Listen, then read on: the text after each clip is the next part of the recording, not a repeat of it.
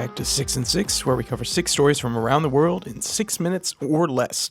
With that said, start your timer. We begin today in Africa, where the civil war in South Sudan, has continued to escalate, and a tragic accident has civilians wondering if there was foul play involved. From BBC, quote, at least 46 people had been killed and 10 other injured after a Sudanese military plane crashed into a residential neighborhood in Umdurman, the twin city of the capital, Khartoum.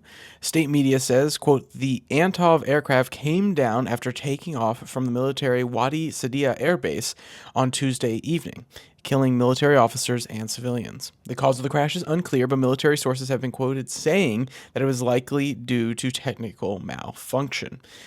Next, we travel to North America, where Canada has been increasing its deportation throughout the last year. Here is why. From Reuters, quote, Canada deported more people last year to hit its highest annual level of removals in about a decade, overwhelmingly deporting people whose refugee claims were rejected. Data obtained by Reuters showed. By late November, Canada's removal numbers had reached their highest point since at least 2015, when the governing Liberals, led by Prime Minister Justin Trudeau, came to power. Trudeau's government now, in its final days, has sought to show Canadians that it is getting tough on immigration amid a rising blockage of refugee claims and backlash against immigrants over concerns that immigration is exacerbating the housing shortage. Across the Pacific in Myanmar, people have begun to sell their organs in order to survive in the destabilized country. From BBC, quote, Zaya, whose name has been changed to conceal his identity, knew of local people who had sold one of their kidneys. They looked healthy to me, he says. So he started asking around. He is one of 8 people in the area who told BBC Burmese they had sold a kidney by traveling to India. Illegal organ trading is a problem across Asia, and Zia's story gives an insight into how it takes place. Zia said he was told he would receive roughly 7.5 million Myanmar kyats, which is roughly $1,700 or $2,700, depending on the exchange rate. He says he flew to northern India for the operation, and it took place in a large hospital. All transplants involving foreign nationals in India must be approved by a panel called an authorization committee established either by the hospital or the local government, end quote. Next, we go south to Australia, where more foreign investment is coming to the island nation. From Reuters, quote, the Australian government on Thursday approved Qatari Airlines' move to buy a 25% stake in Virgin Australia from U.S. private equity firm Bond Capital, saying the deal would deliver more international flights and support jobs.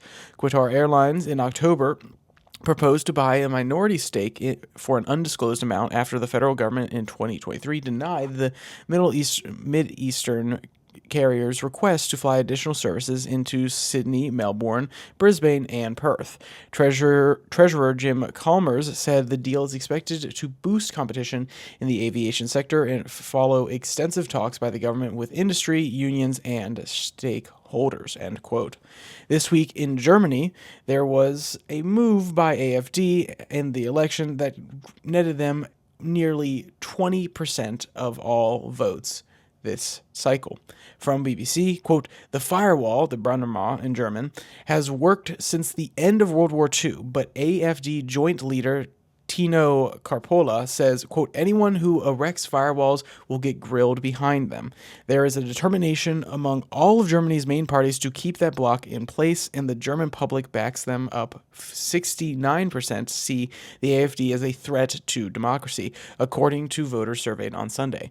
Frederick Merz, who won the election for the Conservatives, believes the only reason that AfD exists is because of problems such as migration and security that need to be addressed. Quote, we need to resolve these problems, then that party, the AfD, will disappear, end quote. And we finish today in Chile, where a power outage has harmed one of the nation's largest industries. From Reuters, quote, Chile's power grid and major copper mines slowly came back online on Wednesday after Wednesday morning after a major outage hit the world's top producer of the red metal, with power firms working to restore the system to full operation, authorities said. The power outage caused by a transmission line failure in northern Chile struck mid-afternoon on Tuesday, plunging most of the South American country into darkness and knocking out electricity to major mines, buffeting global metal markets, end quote. And if you want to check out any of these articles, you want to read them in their full glory, you can go to the links in the description below that like and subscribe button.